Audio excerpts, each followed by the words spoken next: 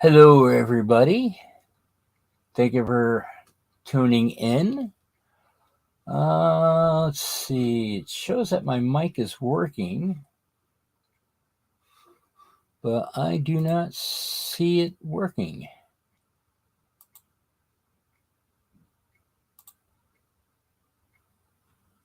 Hmm.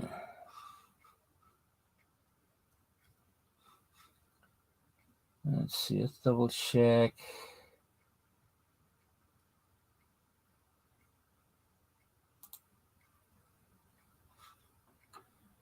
Says that I'm using my microphone.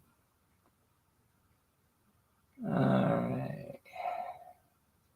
Hello there, John and Dwight. Thank you for coming in. Okay. For some reason, I'm not hearing or I'm not getting any feedback from the computer saying that it's working, but if you say you can hear me, that's all that's important. Uh, so, all right. Ugh. Sorry, I got an itchy nose. Ugh. But, uh,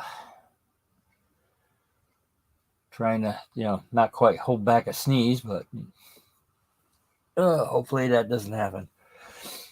But, yeah, it's one of those things that, all right, like that. I'm actually looking at the stats for the original Erie Canal because since that's what I'm going to be working on the basics tonight. And let's see. All right, so it looks like we're aiming for possibly initially 40-foot wide. So we'll see about incorporating how that width to the canal. Does say locks were only 45. No, wait a second. Originally 15-foot wide. Not sure if I want to, incorporate a lock. It would be interesting, but that might wind up being a little bit beyond my skill set. But I did wind up getting.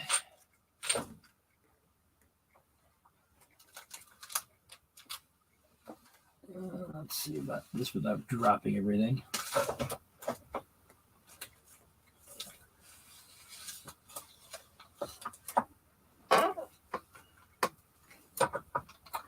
Wound up picking up these for the walls. It's random stonework from Chooch Enterprises. These I think are a little on the older side because had to flatten them out because they were pretty well curled. And it also says it's a health adhesive backing, which I might have to contemplate on adding more stuff to it. But this might be for a little bit later. But right now I am contemplating on doing the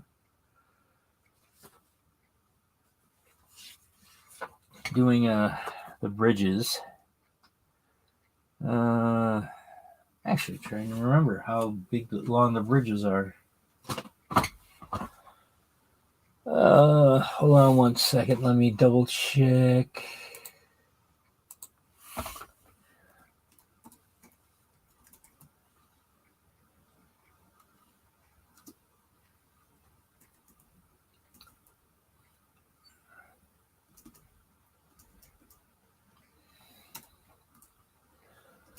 Bridges.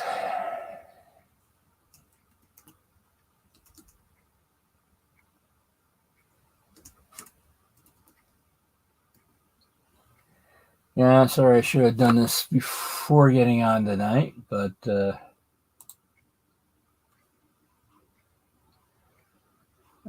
we are, Hunter line.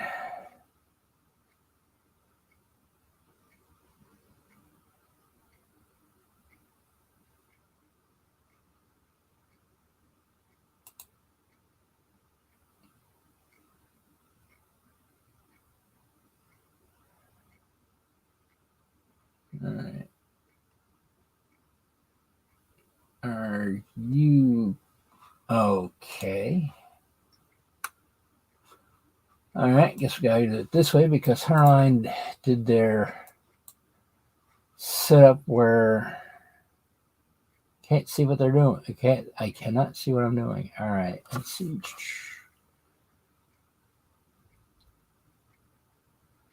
Let's go HO scale, make things a little bit easier to quickly find.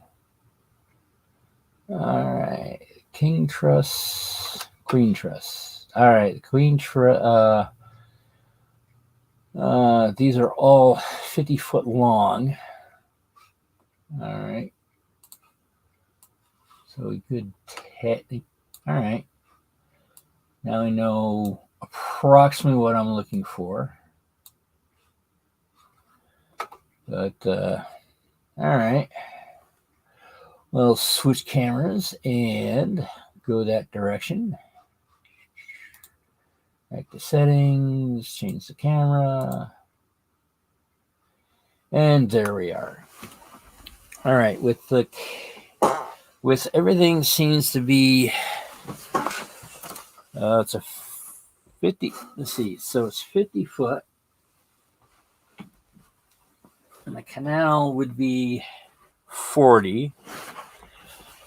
Then of course you have to add the towpath.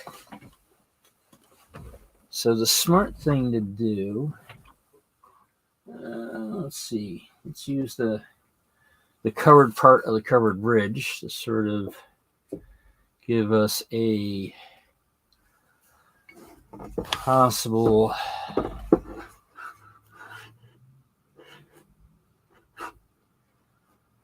all right, so this might be a little bit wider than originally intended, because it doesn't leave that much room for a stream over here.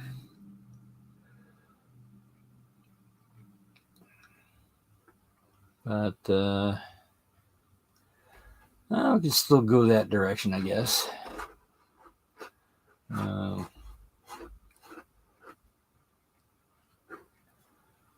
This would be a more of a test thing.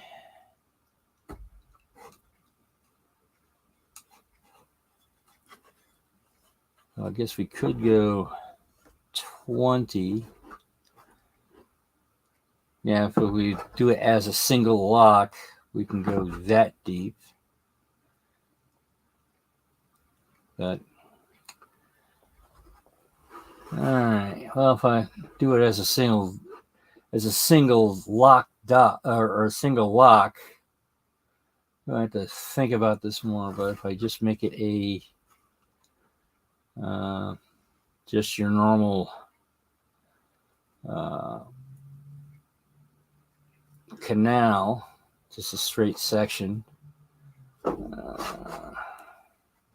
you can just go that away and figure out the stream later on. I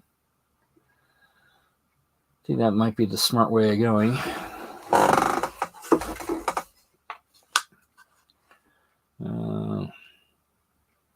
And doing it this way,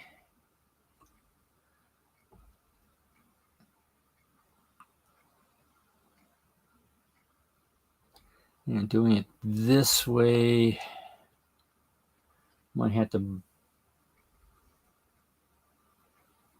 get a second bridge, and then have a pier here,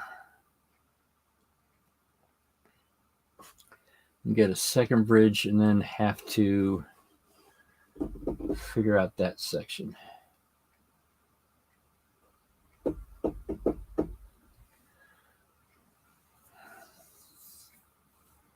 or for not sure if a trestle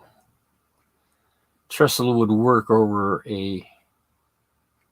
Yeah, trestle would work. All right, we'll think about going that direction. Not sure if it would look right having a half-covered bridge over over that, but yeah, we'll go that direction. I have to move this just a little bit out here so we have enough room to actually put a very small abutment here, and then have the towpath here, the end of the canal here, and then room for a stream here. Because the stream does not have to be perfect along here, but we'll see what happens. All right. So now that we got that thought through, all right.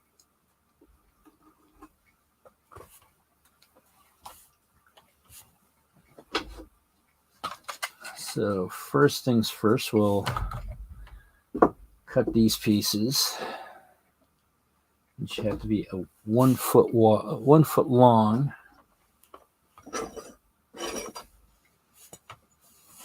Because let's see, yeah, 1 foot long would work that way. Well, hello there, John. Thank you for coming in.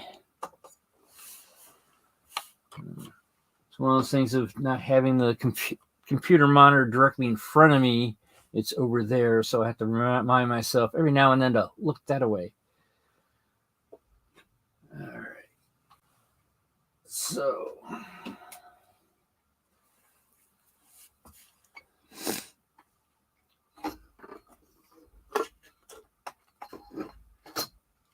get that there, and I had thought I had cutting saw within arm's reach, but apparently I do not. I thought it was over here, just off screen, but I do not see it. All right.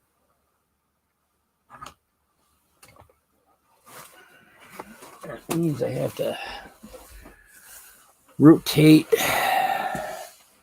180 degrees and start looking for the appropriate tools. Right, that's sanding.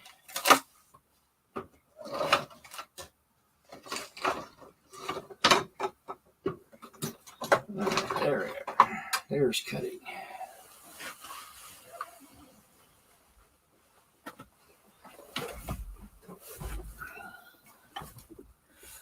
Well, I hope everyone is having a good weekend.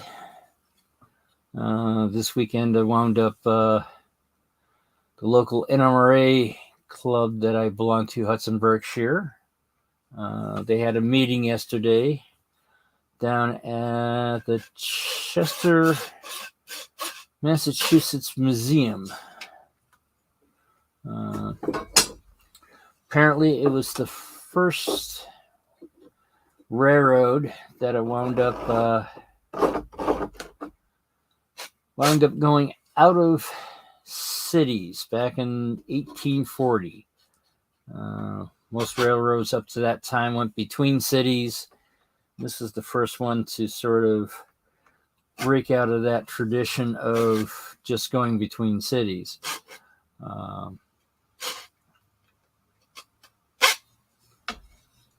And it was also the first railroad in the United States to go over major hills.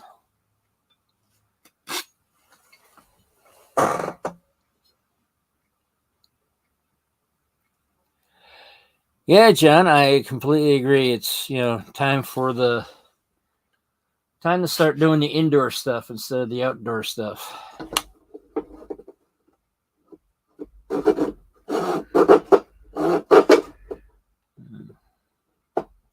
That's one of the things that I've noticed with the Hudson Berkshire division is that they take a hiatus uh, during the summer months.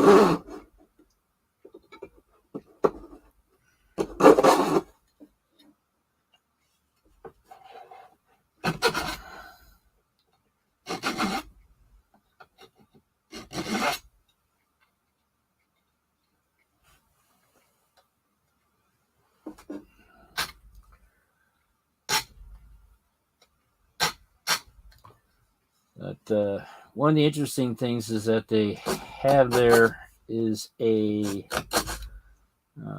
I actually have two cabooses. Uh, One was originally wound up before it was donated, being a um, moving platform for the security detail, apparently for one of the railroads. I'm blanking on which railroad it was. But the interesting thing is that they have it now set up as their kitchen. Um, so when they have a big event or something, it winds up uh, being used as a kitchen. Apparently, they were having. I didn't stay for it because I think everything was sort of possibly sold out. It was it wasn't a convention, but it was a hobo themed. Uh, yeah, it was a hobo themed party get together, I guess. The other caboose they have is actually set up so you can camp overnight in it. Now, apparently, originally it was a Rutland caboose. The line is New York Central. So what they wound up doing is taking this Rutland caboose, which at the time the Rutland was being operated by New York Central. And so it was a New York Central design. So what they wound up doing was they painted the outside as New York Central, but the inside was done up as Rutland. And the one funny thing is, just before we had an official meeting, apparently a train came by, and it's one of those things that they're trying to get everyone together. Then somebody said train, and of course, they're thinking it's like, nah, I can't. A lot of them are like, yeah, whatever, and all that. And then all of a sudden, in the distance, you hear, and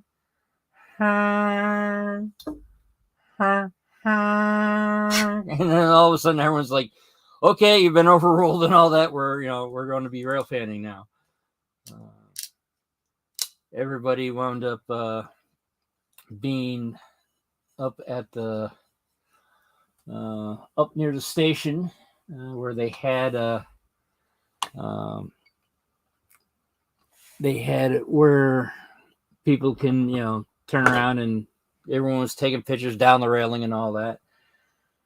And I saw the other the one caboose there, and it had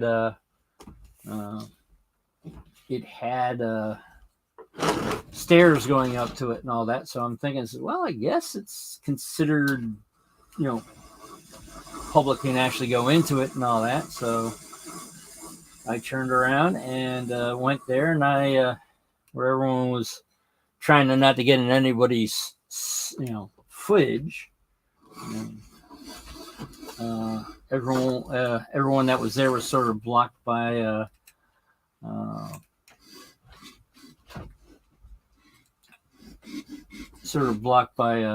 a tank car.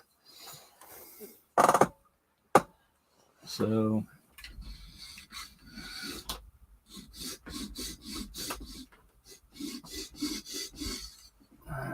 well, I'll finish that later on. And then we'll go this one, which is also going to be a foot.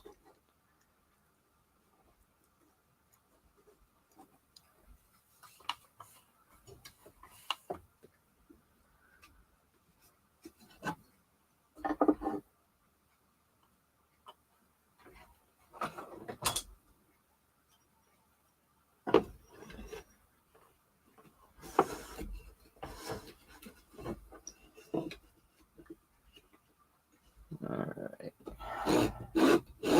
Get this to start this.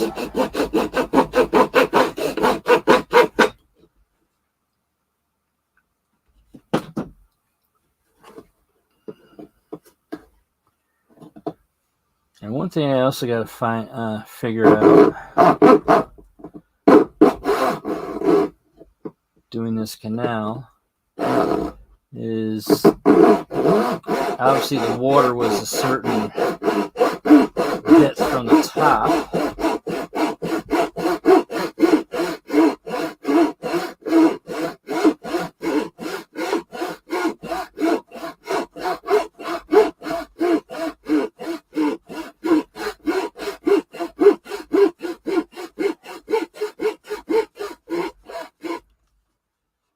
This wood I'm using has come from, I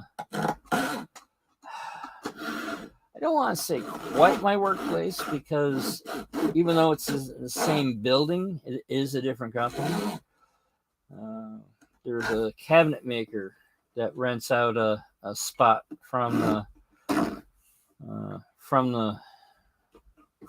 company, because the company I work for actually owns the whole building, but we do sublet it to other companies, and one of those companies is a cabinet maker, and so they have a tendency to use all these in some cases very exotic woods, but as you can see, every now and then they come up with they have these small pieces that they can't really use. And so they put them in this big, huge gaylord outside their space, and of course, every now and then something just dropped. Every now and then they do need something that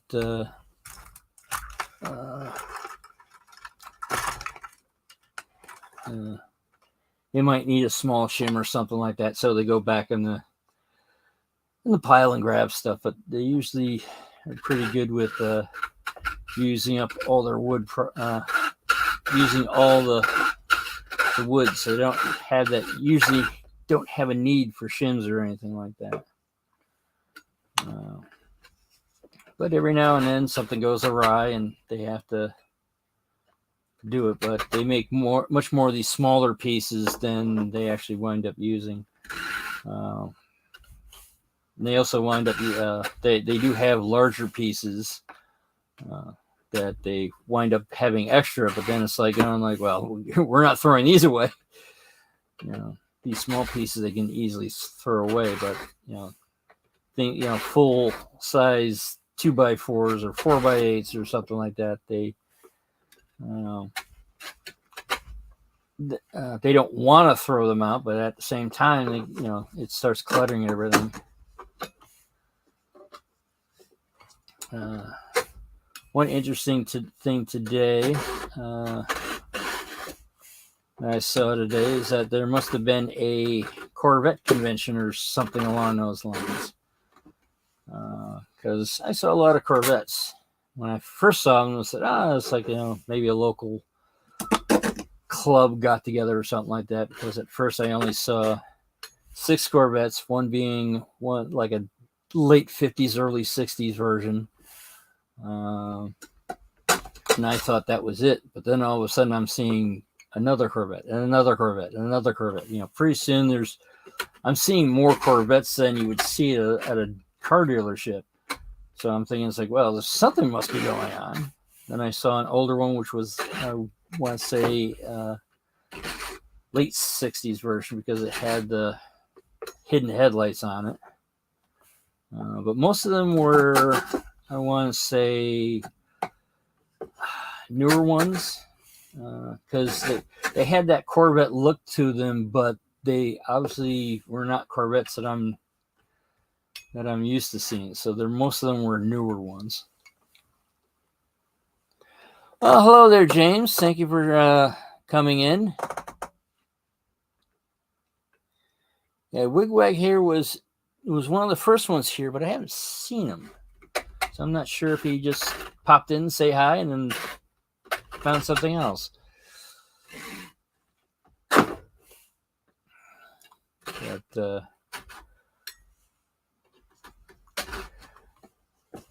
one of the things I've sort of have seen is that not many, a lot of the British layouts, usually have, sometimes have a canal on theirs. I do not remember any layouts, American style layouts with canals on them.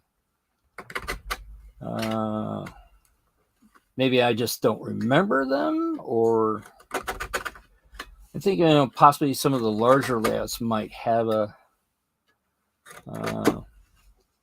canal scene, which would make sense if they were in an area where there were canals. Some railways actually wound up building the railroad right on top of a former canal bed.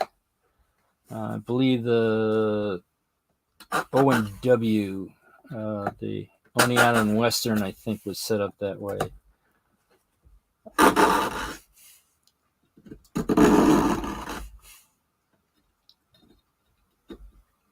Which would make sense, because as I hear, you got a very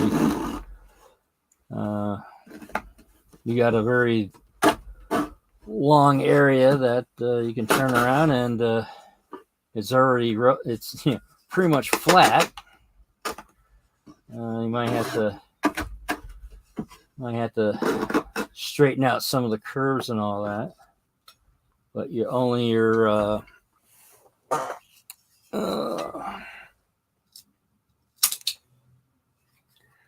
well, that didn't quite go as planned.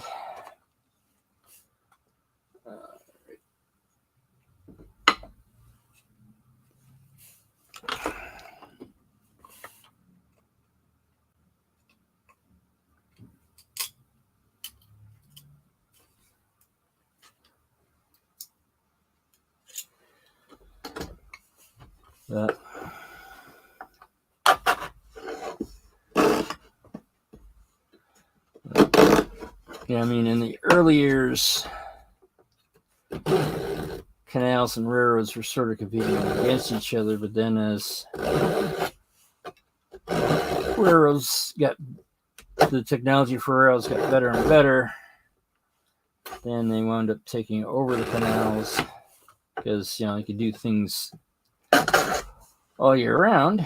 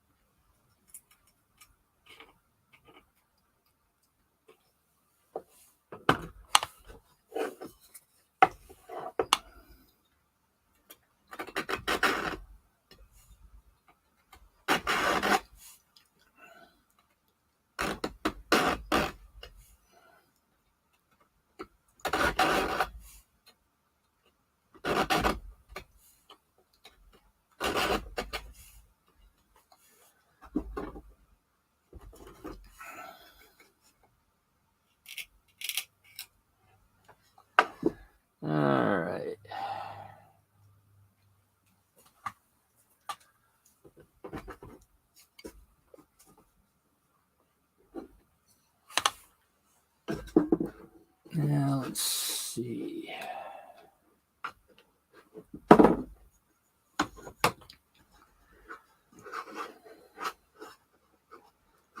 Yeah, I'm not going to make it a pure 40-foot wide canal.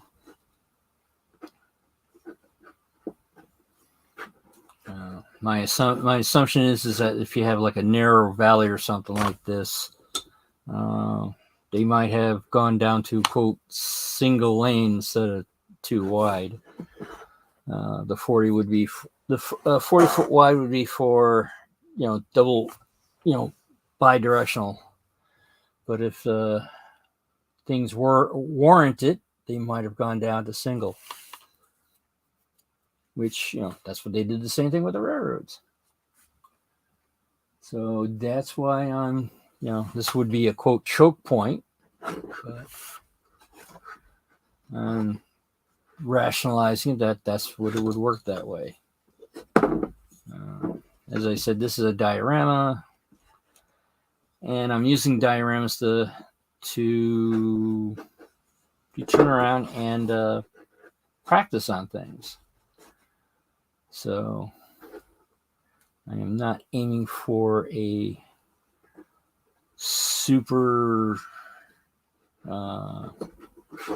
rivet counting account on this. So, and plus I'm not going to put a boat on here, so that'll give it a little bit more.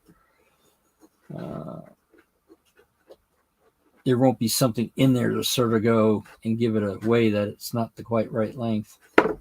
So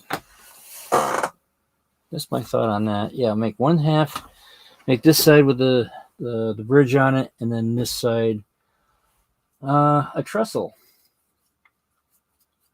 Yeah, I think that should work, right? Then have a smaller stream down here. Maybe not the same length as, or the same. Well, definitely won't be the same width as what I have been making. Hello there, Wigwag.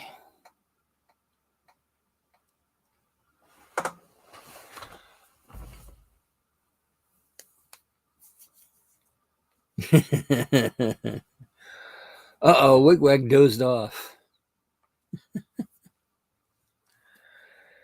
Oh, and Mystic has wandered in also. Thank you for coming in.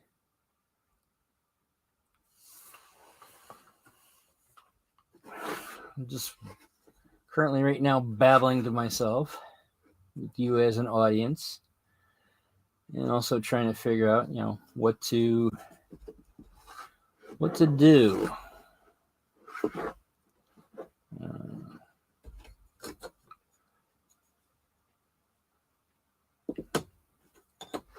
Let's see, how much is this?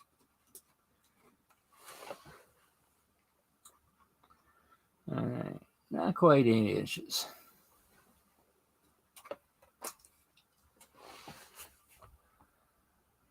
So that's how long the bridge is going to be. We'll say 8 inches. All right. So we'll put that there.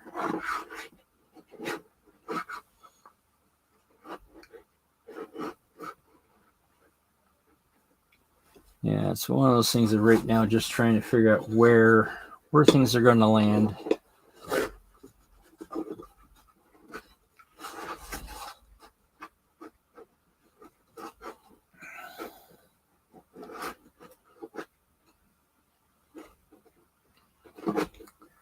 All right, that looks like a good possibility right there.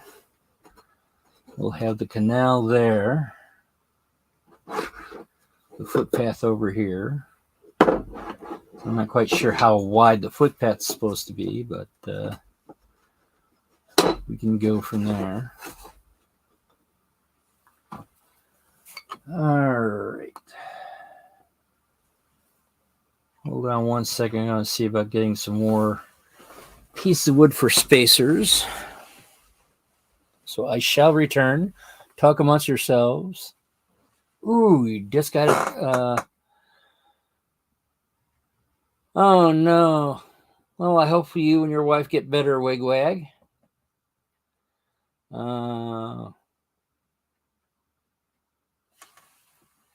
You fell asleep during Jerry's stream. That's usually not a good sign.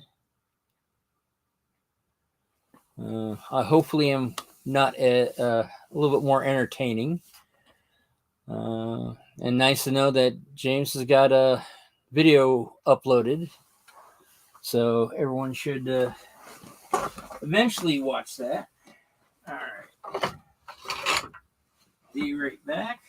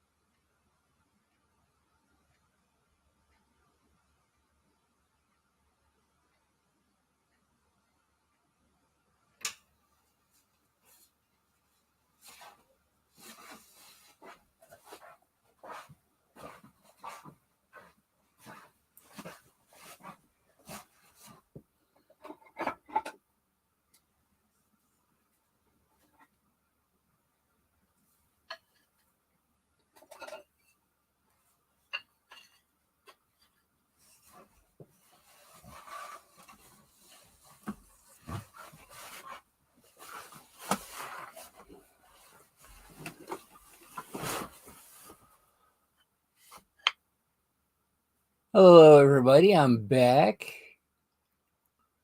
Now, Dwight, does that include my stream also?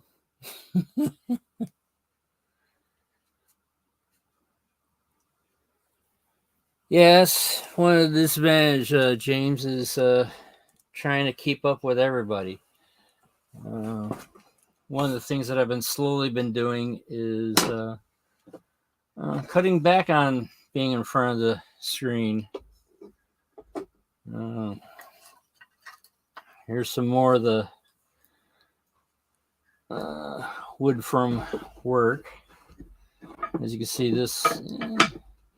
All right, I was going to say this was a different color because of this, but I flip it over and it's almost the same color. So let's see. This is a scale. All right, this is not quite a scale, 20 feet. So this would be half the size. But it looks like it's supposed to be the size of a 40-foot black boxcar, which I believe that this one is. No, this is 36 or 37. So it's not quite big enough, but it's supposed to be wide enough for this to actually fit in the canal. Or at least the earlier version of the canal. Right now, from what I was just reading before, during the whole thing, it's that it's now something like 30 foot wide, and the locks themselves are about 40 foot. So, but things have changed and all that. But I'm thinking, way I'm thinking is that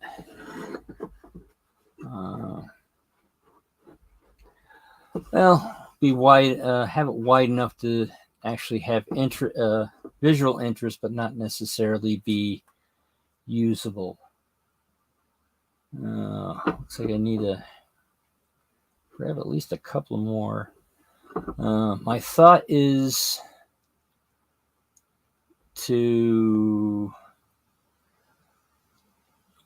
try to figure out how deep take the current depth is 12 feet or something like that.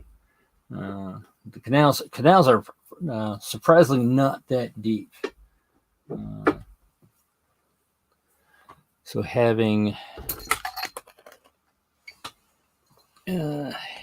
this work, let's see, how deep is this?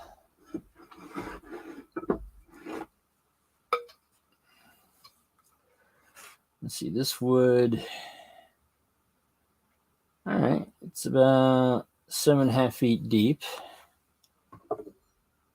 which I think the original was 4, but the current standard is around 7.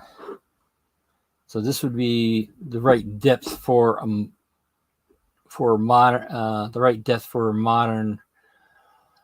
a modern canal. Let's see, what would be, how deep is this? Oh, that's our gauge. It's 2 foot deep.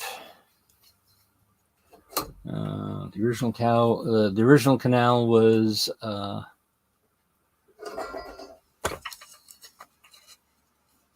was going to say that deep, but this is not as thick.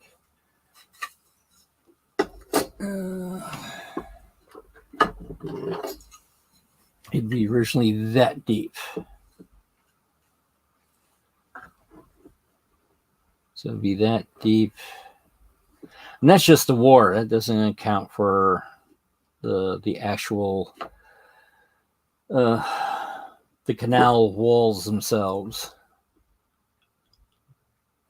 So, all right, well, we'll go that direction. Yeah, the reason why I'm doing this, trying to figure stuff out, because this, it wasn't my original plan to do this, to put the canal in. It was actually, while on one of Jerry's streams, I was, talking about that, and then somehow things segued into canals. And so that's why I'm trying to put a canal on this one, because it is technically wide enough. Don't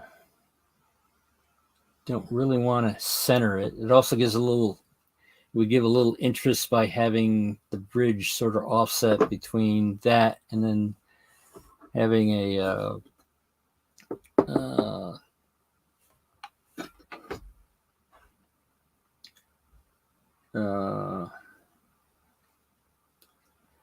having a trestle on this side.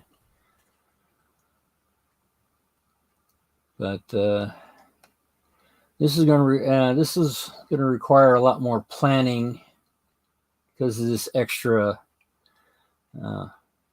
thing that I'm putting in.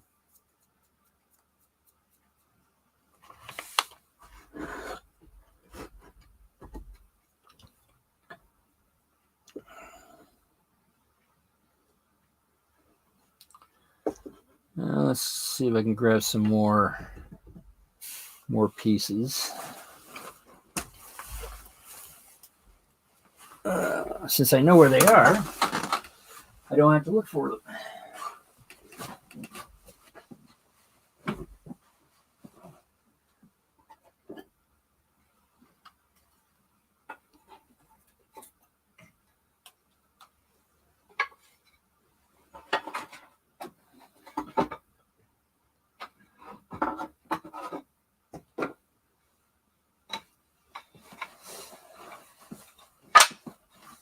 right.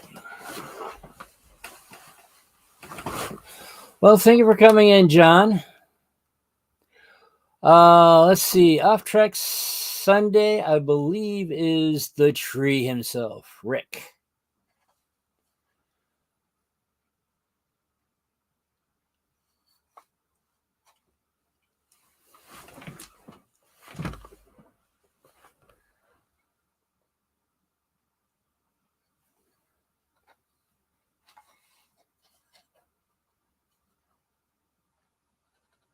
Ooh, that's nice, John.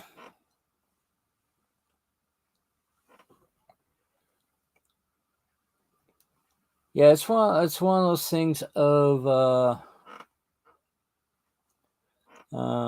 most of the original Erie Canal is no longer usable as a canal.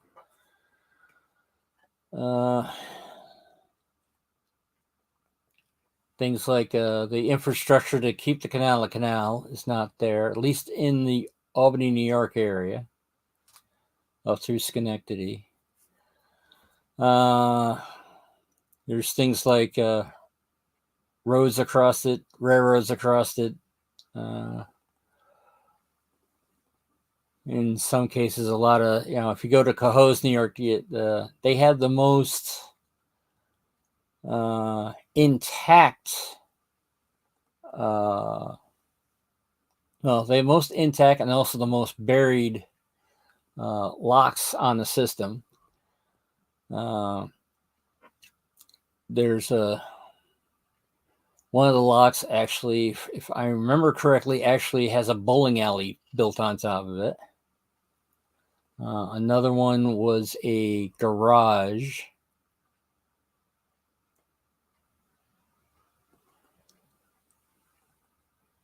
And those are the only two that I can think of. There's about, I want to say 1, 2, 3, 4, 5.5. 5.5 that are unburied. There is, I forgot which lock number it is. I almost want to say lock 13. No, it couldn't be 13. Maybe it was lock 9. I'm not quite sure, but half of it's destroyed.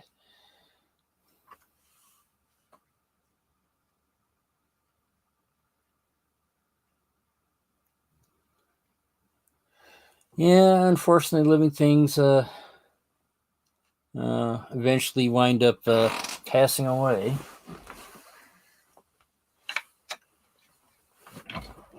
But time does march on. But a good portion of the Erie Canal is now a bike path. So that it's sort of I almost want to say it was a rails to trails thing, but it was the canal equivalent. Not sure what that would have been called.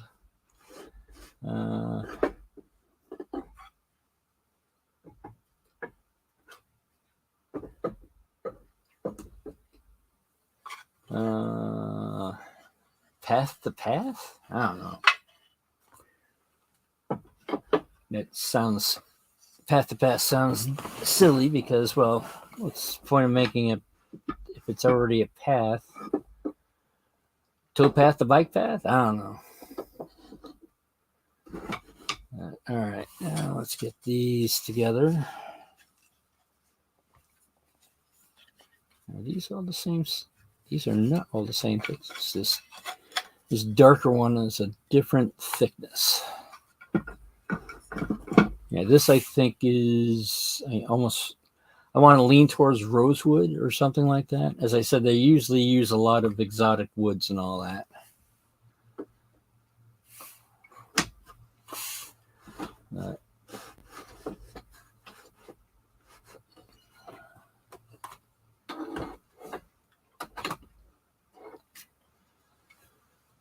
All right. All this juggling.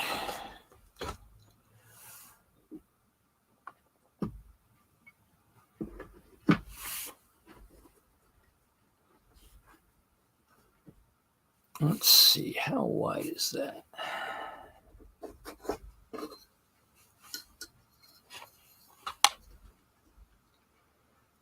27 feet. Let's grab this one. See how that brings it to a total up to.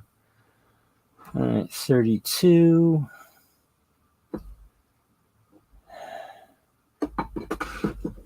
And this brings it to a total of 38. Not quite, or 37.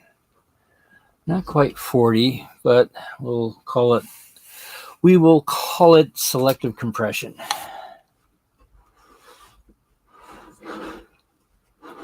And then the bridge itself, which will be this long because that's how long the model actually is. We'll make it so right here will be the where the trestle starts.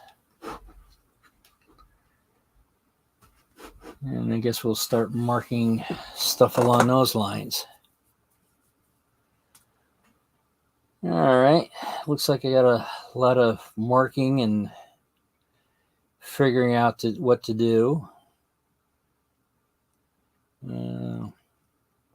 Yeah, we'll have the towpath on this side. Makes more sense because, well, there's more embankment here than on this side.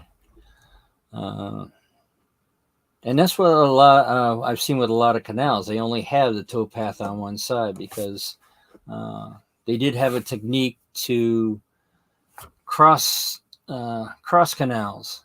Say if you have one going this way and one going this way, being both pulled by horses, what one would do, if I remember correctly, it's the one over here would stop, or the mule would stop, and then this keeps on going, and then the rope sort of sags and basically winds up hitting close to the bottom of close to the bottom, and then basically the other one keeps on coming along, full speed basically, and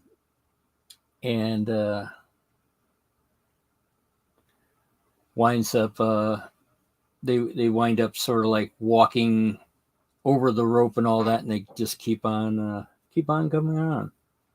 So they have figured out a way how to pass without having to have a towpath on both sides. And what I've seen from when they were in Waterville Elite, there was a junction where two canals came in, and it was sort of kind of interesting that they had, if I'm remembering correctly, they had a bridge to go across, and I'm trying to think exactly how they had it set up.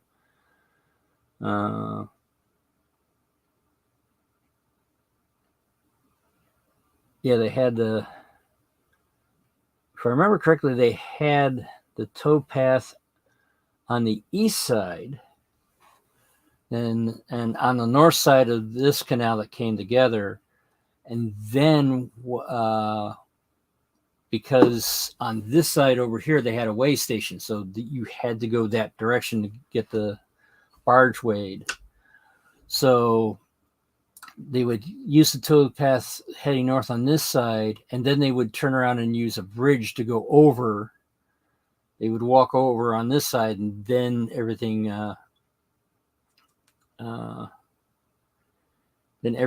wound up going this direction. If I remember correctly, they actually had it set up where you actually never disconnected from the boat. So you wound up going up, over, and I think back, and then back, walk back under to go over to the weighing station. The canal over here, since it was already on the north, all they did was just go up and into the weigh station. That's if I'm remembering that correctly. But I do remember that the towpath was on one side, and next thing you know, it's on the other. Uh, but yeah, I'm gonna, and I almost want to say that I think they designed it so the towpath was easier to make on the uphill side. Could be wrong on that. Uh, it's one of those things of once somebody says this is how it's done and all that, then you find out later that no, it wasn't. Uh, so that's the problem is being saying that this is how things were. When you all of a sudden you find exceptions of what went wrong or what went different. But yeah, today was more of a planning session than an actual anything building. But planning is important because then things don't go awry as much. But now that I got a thought process of how this is going to work with the bridge over here, trestle over here, and the canal, probably maybe a little bit narrower over here, and then a small stream on, sort of like a mountain stream on this one. Maybe having it a little flat and all that because usually canals are a lot more. The canals are definitely the water is level, whereas it might not be the way with the stream over here, but I will keep the stream over here a little on the smaller side because I don't want it to quote unquote overflow into the canal. One of the things is that I might have a small stream going into the canal that help fills it up, and then maybe on this side have like a spillway over here that goes into this other creek to add a little bit more, maybe a little bit more. What's the word? Interesting, I guess. Also, not quite sure if I'm gonna keep the bridge straight. I mean, actually, there might be a possibility to have it slightly askew, but that might be one doing too many of one things at the same time. So I might not do that. Well, let's see. Let's change cameras.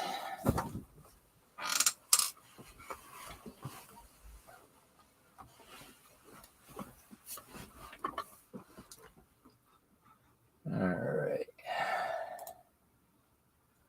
Back to the front camera. Ta-da. All right. Well, looks like it's almost time to start bringing Suzanne Summers passed away. Oh, no.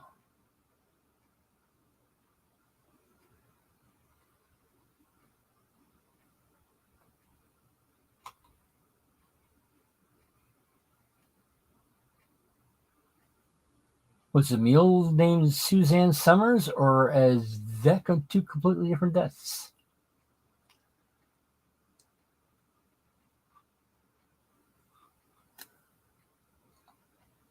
Because you're showing this, the first mule passed away, and then there's Dwight saying, now that Suzanne Summers has passed away. So,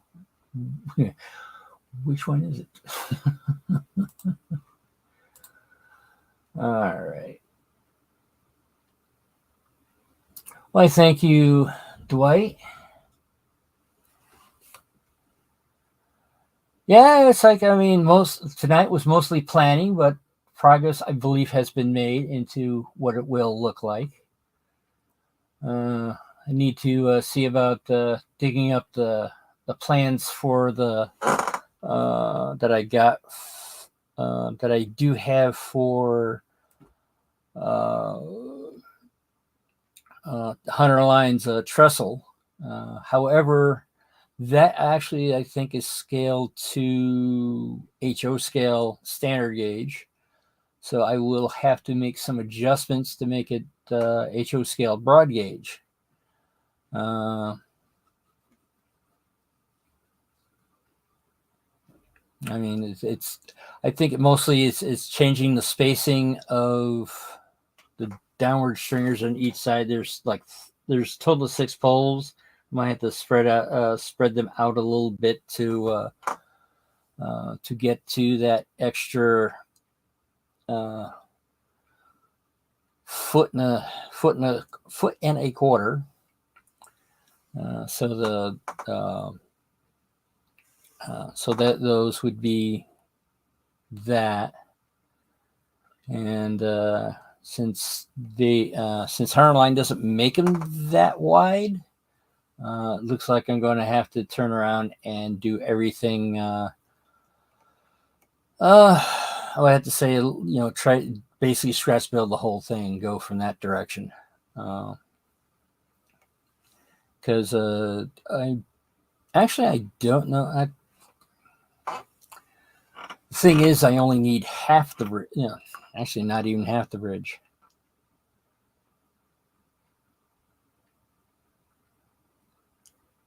Well, I definitely have to do some off-screen thinking on that. But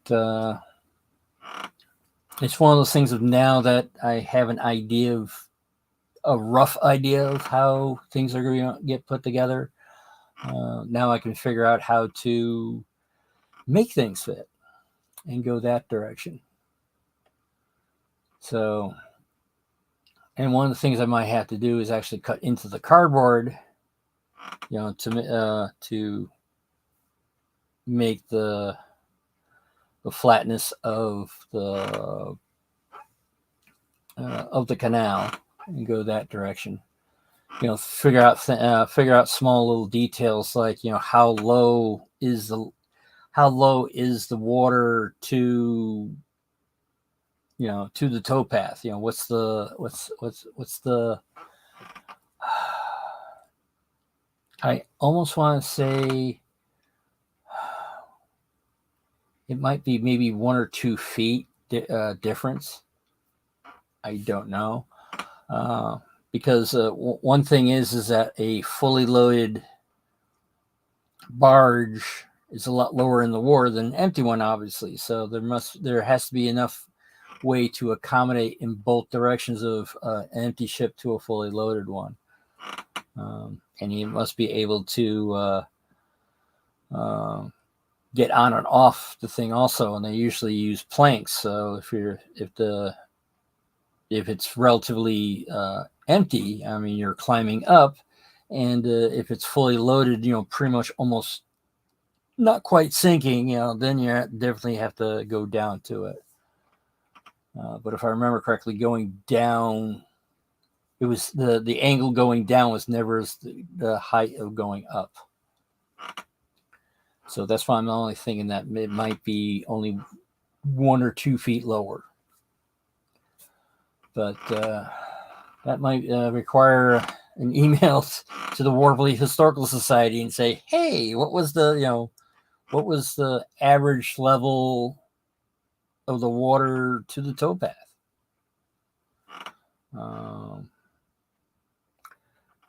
I guess I could also turn around and head for Waterford, which they still have part of the older sections of the canal still filled with water. So I could turn around and technically go over there and measure what that is, and sort of ballpark it from there.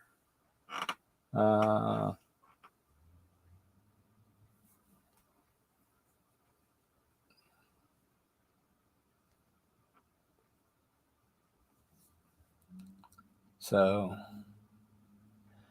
all right, it is now 7:50. So I guess I'll probably see a lot of people over on False Valley Railroad's channel who's going to be after this. So see you there. And I think that the world needs more love. So find your passion, add some silliness to it, and spread it around. Good night, everyone.